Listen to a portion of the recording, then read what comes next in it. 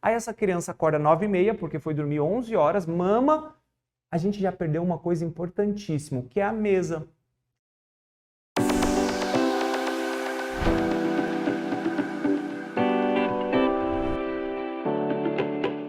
Eu me chamo Thiago Castro, eu sou médico, pediatra, especialista no desenvolvimento infantil e no autismo. E também sou pai de uma criança autista. Mas eu não gosto de tomar café da manhã. Você é pai, você é mãe. Você vai acordar cedo e tomar café da manhã com seu filho. Nem que seja para pegar a cuia ali de chimarrão e ficar tomando um chimarrão, um tereré do lado, com seu filho sentado à sua mesa. É importantíssimo. Então a gente tem que estar olhando muito este comportamento porque ele vai ser cobrado um dia. Então precisa acordar cedo, precisa dormir cedo. Tiago, quais são as barreiras de sono?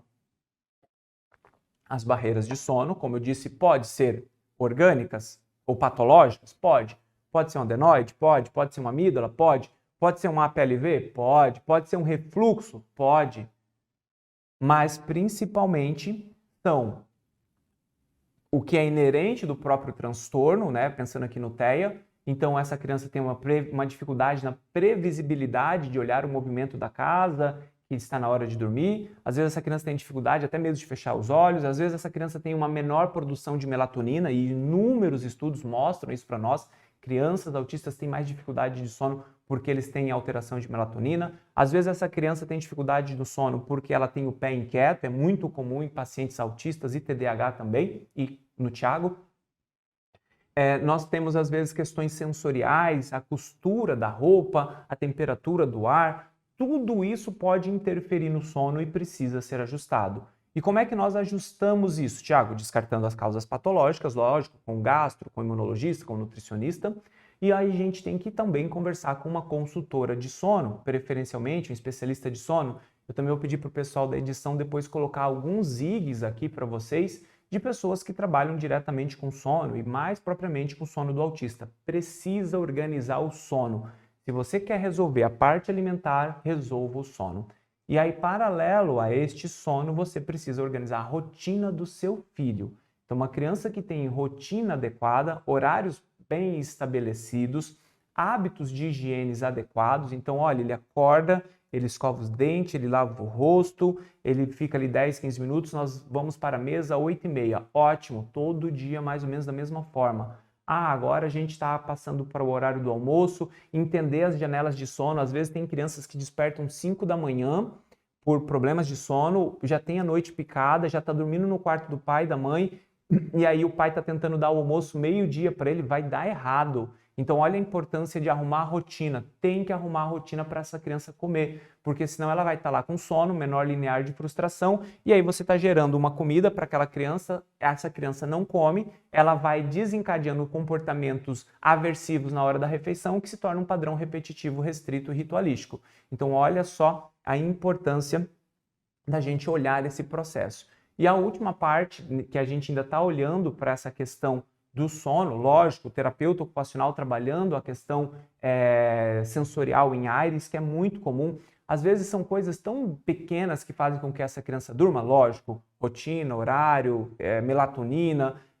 Haverá necessidade em alguns momentos da gente usar a medicação. A principal medicação utilizada é, assim, a risperidona para crianças que depois que eu ajustei tudo, tá? Não vai começar dando risperidona sem ajustar tudo. Depois que eu ajustei tudo, nós usamos risperidona para aqueles pacientes que ainda tiveram o sono inadequado, refratário a tudo que nós fizemos. E aí, lógico, um detalhe simples, às vezes, eu falo, nossa, não percebi que se eu deixasse o quarto mais geladinho antes desse neném dormir, antes dessa criança dormir, faria com que ela dormisse melhor. Crianças dormem melhor no frio do que no calor. Então é melhor você errar a conta para o frio do que para o calor e deixar ela bem agasalhadinha. Então, opa, legal. Na prática clínica não tem estudos que mostram isso, pelo menos não conheço, tá? Eu percebo que crianças autistas suam muito, mas suam muito mesmo. Então a gente melhora o aquecimento, a refrigeração desse quarto, faz com que essa criança naturalmente tenha ali uma melhor qualidade do sono. E lógico, como eu falei, detalhes. Essa meia, a costura está pegando no pé, talvez seja isso. O meu filho teve muita dificuldade com o sono, principalmente entre 3 anos e 4 anos e meio. E a gente não conseguia entender. E ele tem muito transtorno do processamento sensorial, muito, que foi, lógico, um dos motivos para que ele não comesse, além da rigidez comportamental e todo o resto, tá? Então, talvez fosse a meia, a costura pegando no pé dele, incomodando, talvez fosse a etiqueta da roupa incomodando, talvez a cueca, tira a cueca para ele dormir. Então, ele não conseguia falar, mas ele tinha despertares e a gente ficou tentando identificar ali exatamente o que acontecia. O quarto, o ambiente, é fundamental para melhorar a qualidade do sono. Então, esse ambiente que é um caos, um ambiente desorganizado, um ambiente de muita estimulação, atrapalha o processo. Então, a gente tem que organizar, primeira parte, as dores, depois o sono e, por último, a parte que é o comportamento dessa criança. Então, a família, muitas vezes, chega neste momento, filho de 2 anos e meio ou de 5 anos de idade. Vamos pegar aqui os 2 pacientes, tá bom? E essa criança, ela não está recebendo um tratamento adequado. Essa criança está cheia de comportamentos interferentes. Essa criança não senta mais que 2 minutos na mesa. Essa criança não olha. Essa criança não socializa bem. Eu sei que comer é importantíssimo. É importantíssimo. Mas nesse momento o que a gente precisa é estabelecer um comportamento mínimo para que ele possa comer. Tiago, mas e o que eu faço enquanto isso? Eu vou falar para vocês exatamente ao final dessa aula agora, porque eu vou dividir em 2 partes, tá bom? Então, quando essa criança tem comportamentos interferentes que impossibilitam dela sentar à mesa, relaxar e comer, a gente precisa naturalmente trabalhar mais a ciência ABA e trabalhar as barreiras de aprendizado dela, ou as barreiras de curva de ganho de habilidades. Como eu falei, pode ser desde motoras, pode ser desde sensoriais e também comportamentais. E aí melhorar o tempo de mesinha, melhorar o tempo de contato visual, para que assim eu possa instituir um tratamento alimentar. Isso não significa que precisa demorar 1 ano, significa que eu dou uma base ali por 1, 2, 3 meses.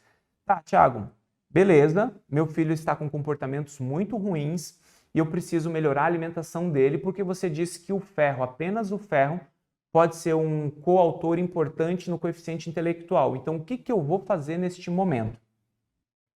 Você começa pelo mais básico. O que o seu filho consome? Nós vamos trabalhar com essa base. Não vou aqui pedir para você, olha, eu vou te dar um cardápio que você tem que dar 3 castanhas, 2 nozes, 4 framboesas, pingar 3 gotinhas de mel. Não, não é isso. Nós vamos trabalhar com o que ele tem e melhorar a partir deste momento.